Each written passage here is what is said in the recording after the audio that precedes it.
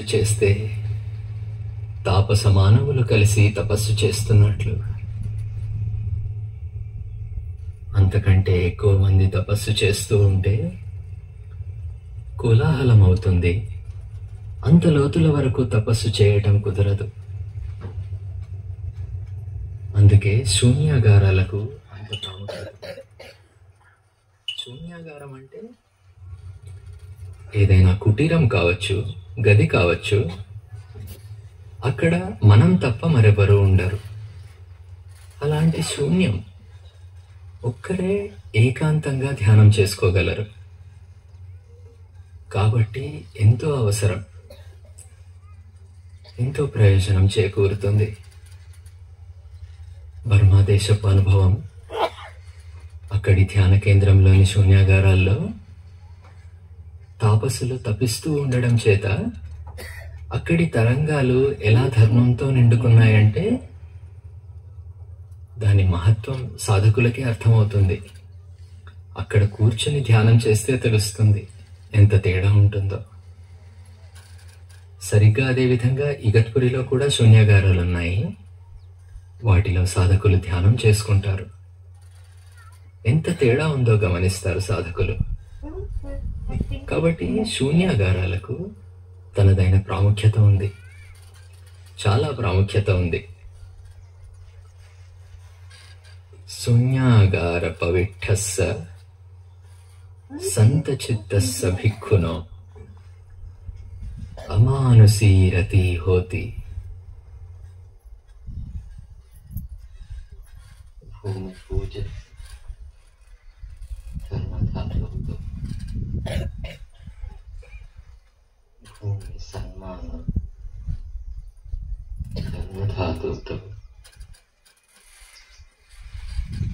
భూమికి శుభం జరిగేది ధర్మధాతువుతోనే. మనిషి ధన్యుడైతే ధర్మధాతువులో తపిస్తాడు, వీతరాగతలో తపిస్తాడు, వీత ద్వేషతలో తపిస్తాడు, వీత మోహతలో తపిస్తాడు. ఏ నేలపైనైతే వీతరాగపు తరంగాలు ఉత్పన్నమవుతాయో, వీత ద్వేషపు తరంగాలు ఉత్పన్నమవుతాయో, వీత మోహపు తరంగాలు ఉత్పన్నమవుతాయో ఆ నేల ధన్యమవుతుంది. నేల ధన్యమవుతుంది, తప్పించేవారు ధన్యులవుతారు.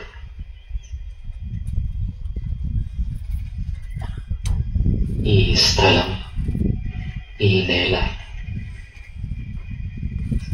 ఎంతో మంది ప్రజలకు, ఎంతో మంది ముక్తికి ఒక సాధనం కావాలి. ఇందులోనే ఉంది ఈ నేల ధన్యత.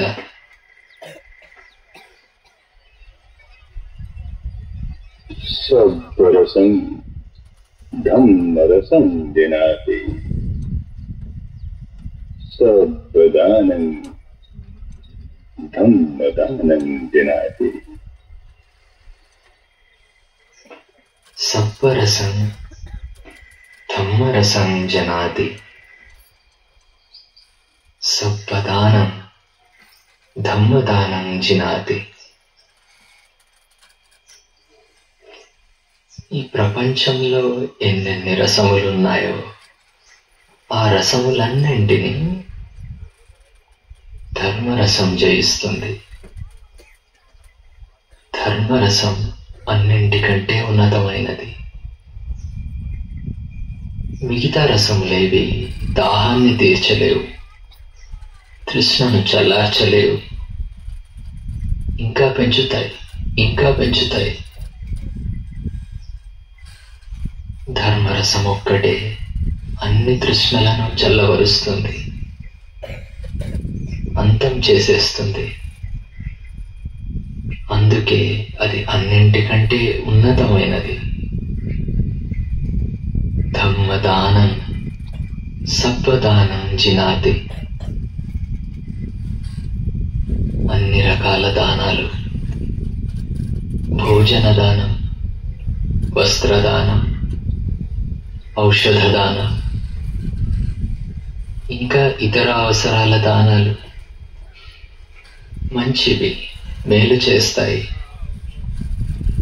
కానీ ఈ దానాలన్నింటినీ ధర్మదానం జయిస్తుంది. ధర్మదానం అన్నింటికంటే ఉన్నతమైనది, అన్నింటికంటే గొప్పది. భోజన దానంతో ఆకలి శాశ్వతంగా తీరదు, మళ్ళీ ఆకలి వేస్తుంది. ఎన్నిసార్లు అన్నం తినినా మళ్ళీ ఆకలి వేస్తుంది, మళ్ళీ ఆకలి వేస్తుంది. ఆ దుఃఖం అంతమైపోదు. నీటి దానంతోనూ మళ్ళీ తప్పికవుతుంది, తప్పక దాహం వేస్తుంది. దాహం అంతమైపోలేదు. బట్టలు దానంగా ఇస్తే మళ్ళీ వాటి అవసరం వస్తుంది, రానే వస్తుంది. ఔషధ దానం చేస్తే మళ్ళీ వాటి అవసరం తలెత్తుతుంది, తప్పక తలెత్తుతుంది. అంతటితో దుఃఖం అంతం కాలేదు. ఈ దానాలతో కలిగే లాభం తాత్కాలికమైనది, కొద్దిపాటిది మాత్రమే. అదే ధర్మదానంతో కలిగే లాభం విపులమైనది, అనంతమైనది.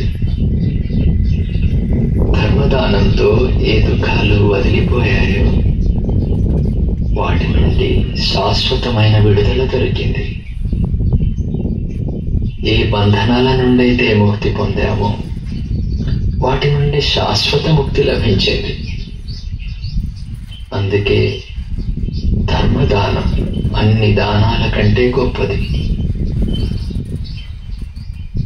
ధర్మదానం పూర్తయ్యేది ఎవరికైనా ధర్మాన్ని నేర్పించినప్పుడే. అయితే అదొక్కటే కాదు, ఆ ధర్మాన్ని నేర్పించే పనిలో ఏ వ్యక్తి ఏ రకంగా తోడ్పడతాడో, సహకారం అందిస్తాడో అవన్నీ ఆయా వ్యక్తుల ధర్మదానమే. అందుకే ఇలాంటి ఒక స్థానం తయారు చేయటంలో ఏ వ్యక్తులు తోడ్పాటు అందిస్తున్నా వారందరిది ధర్మదానమే. ఇలాంటి ఒక స్థానాన్ని సమకూర్చడంలో, ధ్యానం చేసుకునే ప్రజలకు ఇతర సదుపాయాలను కల్పించడంలో ఎవరెవరు ఏ విధాలుగా తోడ్పడుతున్నా అది ధర్మదానం. అదంతా ధర్మదానమే, దానికి ఇంకేదీ సాటి రాదు. అన్ని దానాల కంటే ఉన్నతమైన దానం అది. భోజన దానంతో కలిగే లాభం ఏమిటంటే, ఆకలితో ఉన్న వ్యక్తి ఆకలి తీరింది. ఇంకా బదులుగా మనం ఎప్పుడు ఆకలిగా ఉన్నా ఈ ప్రకృతి, ఈ ధర్మం తనకు తానుగా మన ఆకలిని తీర్చేందుకు సహాయం చేస్తుంది. ఈ లాభం కలుగుతుంది. అదేవిధంగా ఇంకా ఏ లౌకిక దానాలు చేస్తాము వాటి నుండి ఇటువంటి ప్రతిఫలమే వస్తుంది, లౌకిక లాభాలే వస్తాయి. మంచిదే. కానీ ధర్మదానం అయితే లోకోత్తర దానం, లౌకిక బంధనాలన్నింటి నుండి ముక్తి పొందడంలో సహాయం చేసే దానం.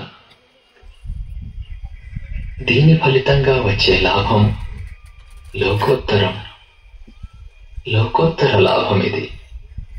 దుఃఖాలన్నింటి నుండి బయటపడటంలో చేసే సహాయం ఇది. కనీసం ఒక్క వ్యక్తి అయినా తనలోని రాగం నుండి విడుదల పొందితే, తనలోని ద్వేషం నుండి విడుదల పొందితే, మోహం నుండి విడుదల పొందితే, ఆ దానం నుండి వచ్చే ప్రతిఫలం కూడా సామాన్యమైనదిగా ఉండదు. ఎందుకంటే ఆ దానం కూడా సామాన్యమైనది కాదు. అందువల్లే ఈ మహత్తరమైన కార్యంలో ఏ సాధకుని సహకారం ఉంటుందో ఆయా సాధకుడు ఎటువంటి సహాయం చేస్తున్నాడు అన్నది అంత ముఖ్యం కాదు. ఎంత మేరకు సహాయం చేస్తున్నాడు, డబ్బు దానంగా ఇస్తుంటే ఎంత ఇస్తున్నాడు అన్నది కూడా అంత ముఖ్యం కాదు. ఎటువంటి ఉద్దేశంతో ఇస్తున్నాడు, ధార్మిక చేతనతో ఇస్తున్నాడు. నా వద్ద ఈ సదుపాయం ఉంది, నాకు ఈ శక్తి ఉంది, నా దగ్గర ఈ సాధన ఉంది, ఇందులో నుండి ఇంత భాగాన్ని ఇస్తాను, దీనితో ఇతరులకు మేలు జరగాలి, నిజమైన మేలు జరగాలి. ఇంకా వేర్వేరు రకాల దానాలతో కలిగే మేలుతో పోలిస్తే దీనితో జరిగే మేలు అనంతమైన మేలు. నా శక్తితో, నా దగ్గరున్న వస్తువుతో, నా డబ్బుతో ఇంతకంటే ఉన్నతమైన ఉపయోగం మరొకటి ఉండలేదు. ఈ చేతనతో, ఈ ధర్మ చేతనతో సాధకుడు దానమిస్తే అతడి మేలుకు దారులు తెరుచుకుంటాయి. ధ్యానం చేయటంలో, సాధన చేయటంలో ఏ అడ్డంకులు తన ముందుకు వస్తాయో, తన పాదకర్మల అడ్డంకులే తన ముందుకు వస్తాయి. ఆ అడ్డంకులను తొలగించుకునే దారి దొరుకుతుంది. ఇతరులకు ముక్తి పొందే మార్గాన్ని చూపించాము కాబట్టి దాని ప్రతిఫలం మనలోని అడ్డంకులను అంతం చేస్తుంది. ముక్తికి ఏమి అడ్డుగా ఉంటే అవి అన్నీ దూరం అవుతాయి, అవన్నీ దూరం అవుతూ పోతాయి. ఈ నేలపై తపస్సు చేసి ఏ గుహలోనో, ఏ కుటీరంలోనో కూర్చున్న ఏ ఒక్క వ్యక్తి నిర్వాణాన్ని సాక్షాత్కారం చేసుకున్నా, ఏ ఒక్క వ్యక్తి అయినా నిర్వాణాన్ని సాక్షాత్కారం చేసుకుంటే అంతకు మించిన హర్షం ఈ నేలకేముంటుంది? ఈ నేల అంతకు మించి ఏమని పులకరిస్తుంది? ఈ నేలకు అంతకు మించిన మేలు మరేముంటుంది? ఇదే ఈ నేల యొక్క పూజ.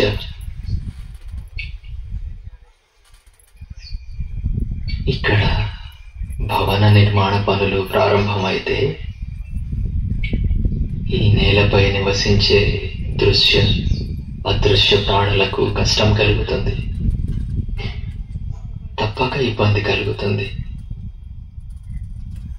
అయితే మేలు జరగాలనే ఏ చేతనతోనైతే పని మొదలైందో, ఏ ధర్మధాతువులతో పని మొదలైందో, భూమి పూజ జరిగిందో, దానితో ఇక్కడ నివసిస్తున్న అన్ని ప్రాణులకు పూజ జరిగినట్లయింది. ఇక్కడెంతో మంచి పని జరుగుతుంది, ఇక్కడెంతో మేలు చేకూర్చే పని జరుగుతుంది, ఎంతో శుభం కలుగుతుంది అని అవి కూడా ఎంతో ప్రసన్నత చెందుతాయి. ఇక్కడ ఏ పని చేస్తున్నా, చేసే ప్రతి పనిలోనూ పనిచేసే వాళ్ళ మనస్సుల్లో ఇక్కడి దృశ్య అదృశ్య ప్రాణులన్నింటి పట్ల మంగళ భావనలో నిలిచి ఉండాలి, మంగళ భావనలో నిలిచి ఉండాలి. ఏ ప్రాణిని కావాలని హత్య చేయము, ఏ ప్రాణిని కావాలని కష్టపెట్టము. అన్ని ప్రాణులకు మేలు జరగాలి, శుభం కలగాలి అనే భావననే కలిగి ఉంటాము. ఒకవేళ మనకు తెలియకుండానే ఏ ప్రాణికైనా కష్టం కలుగుతుంటే మన పుణ్యాలన్నింటిలో, మన మంచి కర్మలన్నింటిలోనూ, మన ధర్మ సంచయం అంతటిలోనూ నీవు కూడా పాల్పంచుకోవాలి. నీకు కూడా భాగం లభించాలి. నీకు కూడా మేలు జరగాలి. నీకు కూడా శుభం కలగాలి అనే మంగళ భావనలతోనే పని చేస్తాము. శుద్ధమైన చిత్తంతో పని జరుగుతుంది. ఈ నేల శుద్ధమైనది. పనిచేసే వ్యక్తి, సాధకుడు శుద్ధమైన వ్యక్తి. మనసు శుద్ధమైనది. దానంగా వచ్చే డబ్బంతా శుద్ధమైనవి. కాబట్టి రాబో పరిణామాలు తప్పకుండా శుద్ధమైనవే ఉంటాయి. శుద్ధమైనవే వస్తాయి. అతి త్వరలోనే ఈ నేలపై ఎక్కువ మందికి మేలు జరగాలి.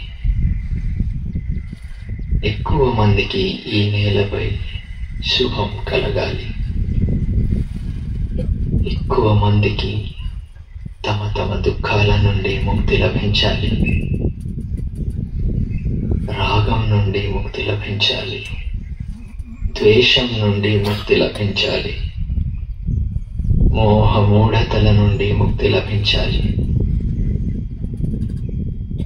ఇంకా మేలు చేసే ఈ కార్యంలో అందరికీ లాభం కలగాలి. ఈ పుణ్యంలో అందరికీ లాభం కలగాలి. అన్ని ప్రాణులకు లాభం కలగాలి. అందరికీ మేలు జరగాలి. అందరికీ శుభం కలగాలి. అందరికీ మంచి జరగాలి. అందరూ స్వస్తిని, ముక్తిని పొందాలి. అందరూ స్వస్తిని, ముక్తిని పొందాలి. అందరూ స్వస్తిని, ముక్తిని పొందాలి.